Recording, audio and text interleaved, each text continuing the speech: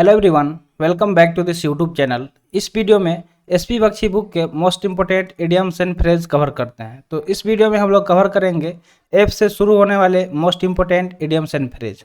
तो अगर बात करें एसपी बख्शी बुक का, तो ये काफ़ी इंपॉर्टेंट बुक है। अगर आप किसी भी कॉम्पिटिटिव एग्जाम का प्रिपरेशन कर रहे हैं, लाइक बैंक का कर रहे हैं, एनडीए का कर रहे हैं, सीडीएस का, या फिर एसएससी का कोई भी एग्ज़ाम, चाहे एमसीए हो, यूपीएससी हो या बीएड एग्ज़ाम हो, इनमें से कोई भी एग्ज़ाम, किसी भी कॉम्पिटेटिव एग्जाम में आपको पता ही है इंग्लिश का कितना ज़्यादा महत्व है।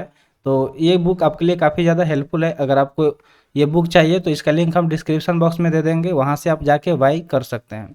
तो चलिए शुरू करते हैं वीडियो। जल्दी से वीडियो को लाइक कर दीजिए और चैनल पर नए हैं तो जल्दी से चैनल को सब्सक्राइब कर लीजिए। ऑलरेडी हम लोग ए बी सी डी और ई से शुरू होने वाले इडियम्स एंड फ्रेज कवर कर चुके हैं। अगर आप वो सारे वीडियो नहीं देखे हैं तो जाके चैनल के प्लेलिस्ट में देख सकते हैं। कंप्लीट प्लेलिस्ट आपको मिल जाएगा। तो चलिए देखते हैं। सबसे पहला दिया गया है फ्लैश एंड ब्लड। क्या दिया गया है? Flash and blood. अगर बात करें फ्लैश एंड ब्लड का, जिसका मीनिंग होता है ह्यूमन नेचर, जो भी मानव है उसका नेचर क्या है, उसका बिहेवियर कैसा है, उसका कैरेक्टर क्या है, इसका मीनिंग होता है फ्लैश एंड ब्लड का। जैसे यहाँ पे सेंटेंस के थ्रू आइए समझते हैं। तो दिया गया है people in some village are so poor that their suffering are more than a flesh and blood can endure. यानी कि देखिए, जो कुछ गांव में ऐसे भी गरीब होते हैं, इतना गरीब होते हैं और इतना ज़्यादा वो सफ़र कर रहे हैं, झेल रहे हैं, जितना कि मतलब कोई एक ह्यूमन नेचर बर्दाश्त नहीं कर सकता।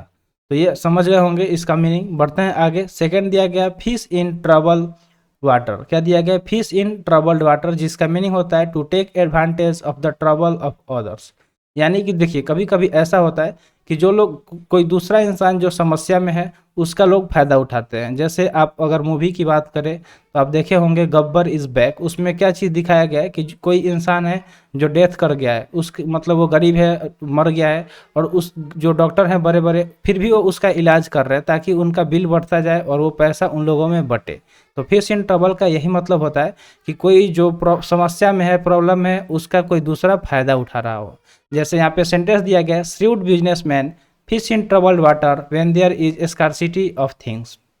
तो श्रीव्ड मतलब क्या होता है? चालाक, बुद्धिमान। तो जो भी बुद्धिमान बिजनेसमैन है, तेज बुद्धि, वो क्या करता है? फायदा उठाता है। जब भी मतलब लोग समस्या में होते हैं, मान लीजिए किसी चीज़ का स्कार्सिटी हो गया, कमी हो गया, तो उस चीज़ को पूरा करेगा, लेकिन उसके बदले वो डबल पैसा लेता है। तो इस तरह बिजनेसमैन बहुत ज़्यादा क्या फ़ायदा उठाते हैं अगर लोग समस्या में होते हैं। तो चलिए आगे देखते हैं। नेक्स्ट दिया गया फॉलो सूट। फॉलो सूट का मीनिंग होता है to act in a like manner, यानी कि एक अच्छे तरीके से बिहेव करना, एक्ट करना, कार्य करना, उसको बोलते हैं फॉलो सूट। यहाँ पे सेंटेंस दिया गया है if you do no not obey your elders your children will follow suit. तो यहाँ पे यही दिया गया है कि अगर आप अपने से बड़ों का ओबे यानी कि आज्ञा का पालन नहीं करेंगे, तो जो आपके बच्चे होंगे वो भी सेम चीज़ करेंगे, यानी कि उसी तरीके से वो भी बिहेव करेंगे। तो यही बताया जाता है कि संस्कार इसी को कहते हैं कि अगर आप संस्कारी हैं तो आपके जो बच्चे हैं वो भी संस्कारी होंगे, वो आपसे ही सीखते हैं। क्योंकि कहा गया है कि सबसे पहला जो शिक्षक होता है वो माता पिता होता है। तो आपके, अगर आप किसी का इज्जत कर रहे हैं, किसी से प्यार से पेश आ रहे हैं, तो आपके बच्चे भी आपसे ही सीखेंगे और वो भी सेम चीज़ को फॉलो करेंगे।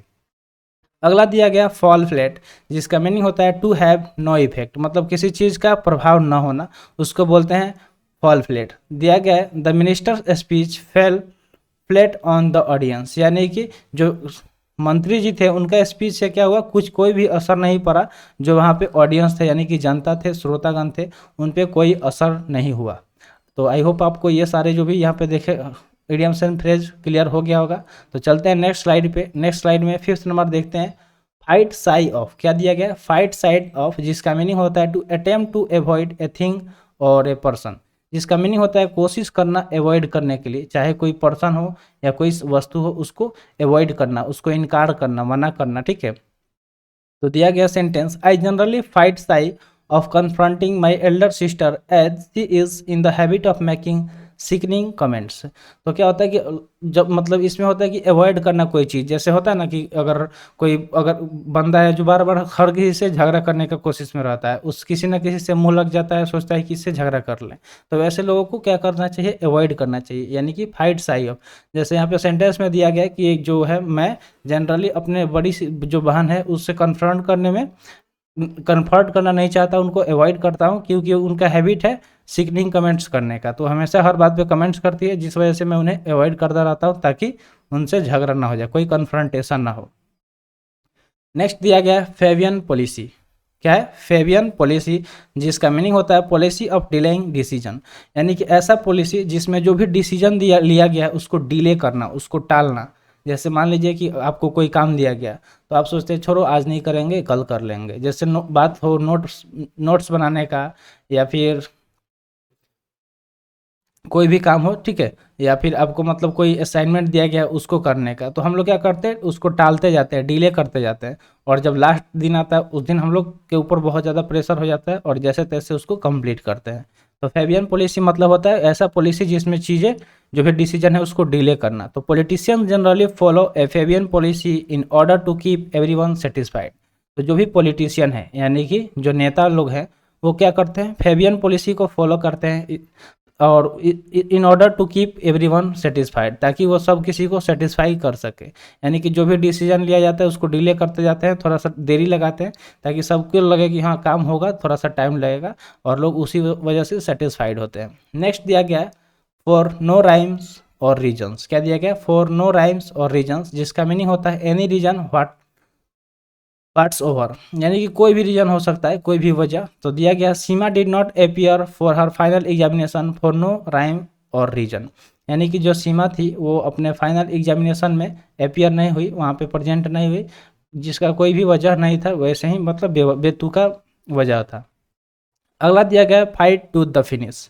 क्या है? फाइट टू द फिनिश, जिसका मीनिंग होता है फाइट टू द एंड, यानी कि एंड के लिए मतलब समाप्ति तक क्या करना, लड़ना। Indian army war to fight to the finish and turn every intruder out of Indian territory, यानी कि दिया गया है कि जो इंडियन आर्मी है वो क्या करता है कि एकदम अंत तक लड़ता है, जब तक कि कोई इंट्रूडर जो भी बाहरी है वो हमारे देश से, जो हमारे इंडियन टेरिटरी है, जो हमारा क्षेत्र है, एरिया, उससे बाहरी वाला जो है वो बाहर ना निकल जाए। जैसे मान लीजिए कि घुसपैठ करते हैं पाकिस्तानी, चाइनीज़, और हमारे एरिया में घुस आते हैं, तो जो इंडियन आर्मी है वो तब तक लड़ता है जब तक कि उन्हें बाहर खदेड़ ना दे। अगला दिया गया few and far between. Few and far between का मतलब होता है रेयर, मतलब कोई चीज़ जो मतलब रेयर हो, बाई चांस कोई चीज़ हो रहा हो। जैसे दिया गया his visit to his home town are few and far between because of his expanding business. तो दिया गया कि वो जो किसी का बात हो रहा है जो अपने होम टाउन में शायद ही आता है, बहुत कम आता है, जैसे नहीं होता ईद का चांद होना, यानी कि कभी कभी दिखाई देना, तो कभी कभी आता है क्योंकि उसका जो बिजनेस है काफ़ी ज़्यादा एक्सपेंड हो चुका है, तो वो उसी में बिजी रहता है, जिस वजह से नहीं आ पाता है। 10th दिया गया फ्लॉग ए डेड हॉर्स। क्या दिया गया? फ्लॉग ए डेड हॉर्स, जिसका मीनिंग होता है to revive interest in old matters, यानी कि कोई जो मामला है जो काफ़ी पुराना हो चुका है उसको फिर से जिंदा करना और उसमें मज़े लेना, उसको बोलते हैं फ्लॉग ए डेड हॉर्स, जिसका हिंदी में हम लोग बोल सकते हैं कि गड़े मुर्दे उखाड़ना। जो मैटर मतलब क्या हो, शांत पड़ा हुआ, फिर उसको उखाड़ के उस पर लड़ना झगड़ना करना, ठीक है, कोई भी चीज़ करना, उसको बोलते हैं फ्लॉग ए डेड हॉर्स। तो आइए सेंटेंस के थ्रू समझते हैं। दिया गया the rivals always flog a dead horse to insult their enemies. तो जो राइवल्स होते हैं, ठीक है, वो हमेशा क्या करते हैं कि गड़े मुर्दे को उखाड़ते हैं, ताकि वो अपने दुश्मनों को इंसल्ट कर सके, उनका बेइज्जती कर सके। अगला दिया गया फुल्स और इरांड। क्या है? फॉल्स इरांड, जिसका मीनिंग होता है यूजलेस अंडरटेकिंग, यानी कि कोई चीज़ जो बेकार हो, व्यर्थ हो। जैसे दिया गया his visit to the States to earn money prove to be a fool's errand, यानी कि उसको वो मतलब उसका विजिट होना कहाँ पे, स्टेट्स में, ताकि वो पैसे कमा सके, वो क्या प्रूव किया कि बेकार है, व्यर्थ है, यूजलेस है, ठीक है। अगला दिया गया फाल फाउल ऑफ। क्या दिया गया? फाल फाउल ऑफ, जिसका मीनिंग होता है टू क्वारल, यानी कि झगड़ना। टू क्वारल मतलब क्या होता है? झगड़ना। They were once bosom friend but now they have fallen foul of each other. तो फॉलन फाउल मतलब क्या होता है? आपस में झगड़ लेना, लड़ाई मारपीट कर लेना। तो कहा जा रहा है कि ये लोग पहले क्या थे, एक समय के बात है जब वो लोग बोसोम फ्रेंड थे, यानी कि बेस्ट फ्रेंड थे, लेकिन अब दोनों के बीच में झगड़ा हो गया है, क्या दोनों आपस में झगड़ चुके हैं, लड़ चुके हैं। चलते हैं नेक्स्ट स्लाइड पे। नेक्स्ट स्लाइड दिया गया फ्लाई ऑफ द हैंडल, जिसका मीनिंग होता है टू लूज वंस टेम्पर, यानी कि कोई बंदा जो अपने टेम्पर्स आपा खो देता है उसको बोलते हैं फ्लाई ऑफ द हैंडल, यानी कि आपा खोना। गुस्सा अनकंट्रोल हो जाना। When his father question him about money he flew off the handle. तो जैसे सेंटेंस में दिया गया है कि जब उसके पिताजी उससे पैसों के बारे में पूछे तो उसने अपना आपा खोल दिया, अपने टेम्पर खो दिया, ठीक है, अपने टेम्पर को लॉस कर दिया। नेक्स्ट दिया गया फ्रेंच लीव। फ्रेंच लीव का मीनिंग होता है to be absent without permission, यानी कि बिना किसी परमिशन के अब्सेंट होना। क्या होना? बिना परमिशन के अब्सेंट होना। जैसे होता है ना कि कई बार आपकी क्लास में भी ऐसे कुछ बच्चे होंगे जो महीने में 10-12 दिन ही आते होंगे पढ़ने, बस हालचाल जानने के लिए वो आते हैं, ठीक है। तो बिना किसी वजह के, बिना अनुमति के अब्सेंट होते हैं, उनको बोला जाता है फ्रेंच लीव।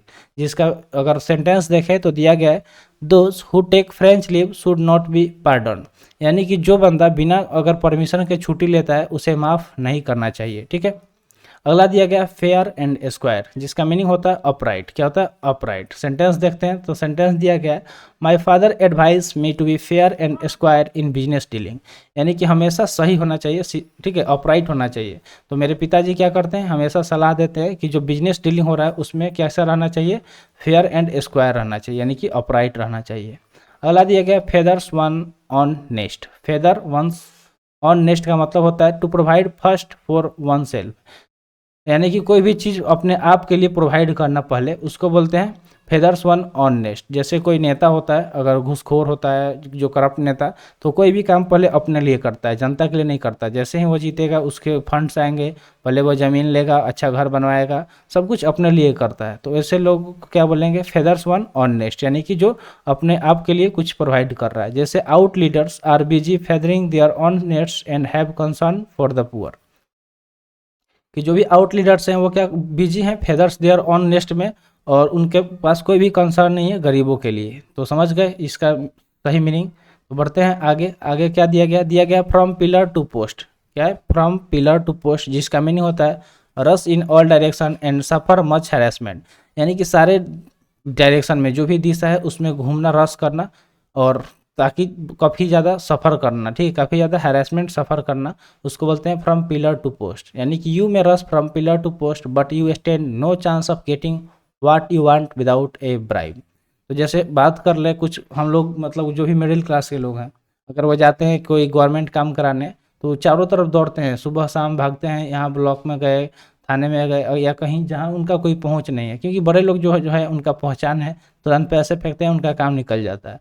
तो आज के डेट में अगर मोस्टली देखें तो यही होता है कि बिना ब्राइब, यानी कि बिना घूसखोरी के कोई काम नहीं होता है, चाहे आप कितना भी रश कर लें, पिलर टू पोस्ट कुछ भी नहीं होने वाला है। अगला दिया गया फुट द बिल, मतलब बियर एक्सपेंसेस, यानी कि जो भी खर्चा है उसे बियर करना, सहना, उसको बोलते हैं foot the bill. Although he hosted the feast his brother had to foot the bills. तो ये हो गया हमारा सेंटेंस। बढ़ते हैं नेक्स्ट। नेक्स्ट दिया गया फेयर वेदर फ्रेंड।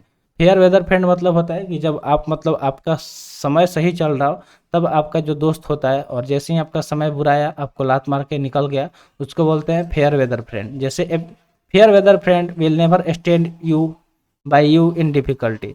तो जो भी सेल्फिश फ्रेंड होता है, यानी कि स्वार्थी दोस्त, वो कभी आपके मुसीबत में आपके साथ खड़ा नहीं होगा। जब तक आप अच्छे हैं, आपके टाइम अच्छे हैं, आपके पास पैसे हैं, वो आपके साथ रहेगा, और जैसे ही आपके साथ कोई परेशानी हुआ, आपको लात मारेगा और आगे निकल जाएगा। That is fair weather friends. Next दिया गया flash in the pan. Flash in the pan का मतलब होता है सडन सक्सेस, यानी कि कोई बंदा जिसे अचानक से सक्सेस मिल गया। जैसे कोई बंदा है, तुरंत 10th किया, 12th किया, और अचानक उसका जॉब लग गया, ठीक है, तो उसको क्या बोलेंगे? Sudden success. The success of Indian cricket team is never constant and study, it is generally A flash in the pan. तो बात कर ले अगर इंडियन क्रिकेट टीम का, तो वो मतलब कभी भी कांस्टेंट नहीं रहा है या फिर स्टेडी। वो जनरली क्या होता है, अचानक से पता चलता है कि यार इंडियन क्रिकेट टीम आगे निकल गई, कप जीत लिया, ठीक है, यानी कि जो भी होता है सडन होता है, अचानक से। तो आई होप आपको सारे चीज़ क्लियर हो गया होगा। बढ़ते हैं अगले स्लाइड की तरफ। अगला दिया गया fit to hold a candle to. Fit to hold a candle to का मीनिंग होता है मैच फॉर या इक्वल इन क्वालिटी। जैसे मान लीजिए कि दो दोस्त हैं, तो दोनों क्या है, मैच हो रहे हैं एक दूसरे से, और दोनों का जो क्वालिटी है इक्वल है, तो उनको बोलेंगे fit to hold a candle to. जैसे he is the son of a famous writer but he is not fit to hold a candle to his father. जैसे मान लीजिए कि ज़रूरी नहीं है कि कोई एक फेमस जो डांसर है उसका बेटा फेमस डांसर बने, एक फेमस अगर आर्टिस्ट है तो उसका बेटा आर्टिस्ट बने। तो अगर वैसा बनता है तो उसको बोल सकते हैं fit to hold a candle to. अगर जो नहीं हो रहा है उसको बोलेंगे कि वो फिट नहीं कर रहा है। ठीक है, तो यहाँ पे नहीं का बात हो रहा है कि एक कोई फेमस राइटर है लेकिन उसका बेटा उनके जैसा फेमस राइटर नहीं बन सका। अगला दिया गया है द फोर्थ स्टेट, जिसका मीनिंग होता है the press. The fourth estate मतलब होता है the press. The newspaper is regarded as the fourth state of the state. तो जो जो प्रेस होता है उसको, यानी कि जो न्यूज़ पेपर यानी या प्रेस मीडिया जो होता है उसको क्या बोला जाता है, फोर्थ ई स्टेट बोला जाता है, यानी कि चौथा पिलर देश का बोला जाता है। ठीक है, तो चलिए आगे बढ़ते हैं। आगे दिया गया फेदर्स इन वंस कैप, यानी कि फेदर्स इन वन कैप का मतलब होता है कोई बंदा जो एडिशनल सक्सेस पा लिया। जैसे मान लीजिए कि अभी के डेट में अगर देखें तो कोई टीचर है, बहुत सारे ऐसे टीचर हैं जो तुरंत एसएससी एग्जाम क्लियर कर रहे हैं, सीजीएल के थ्रू इंस्पेक्टर बन रहे हैं और यूट्यूब पे आ रहे हैं। तो यूट्यूब पे आने के बाद भी वो मिलियंस ऑफ सब्सक्राइबर उनका हो जा रहा है, तो उनको क्या हुआ, एक एडिशनल सक्सेस मिल गया। पहले तो उन्होंने मेहनत करके उस पोस्ट को हासिल किया और उसके बाद वो अपना नेम फेम भी कमा लिए यूट्यूब के थ्रू। उनको क्या बोलेंगे, फेदर्स इन वन कैप, यानी कि जो जिन्हें एडिशनल सक्सेस मिल रही है। जैसे his success in his MA exam has added a new feathers in his cap. तो कोई बंदा जिसने सक्सेस हो गया, जो सक्सेस हो गया एमए एग्जाम में, उसने ऐड किया एक नए फेदर अपने कैप में, यानी कि एडिशनल सक्सेस उसे मिल गया। नेक्स्ट दिया गया fly in the face of. Fly in the face of मतलब होता है टू डिफाई। जिस अगर इसके मीनिंग की बात करें तो दिया गया, पहले सेंटेंस देखते हैं। It is disobedience on their part to fly in the face of the order of the principal. तो ये क्या हो गया, fly in the face of मतलब होता है टू डिफाई। टू डिफाई मतलब होता है कोई चीज़ जो मतलब नहीं सुनना, ध्यान नहीं देना।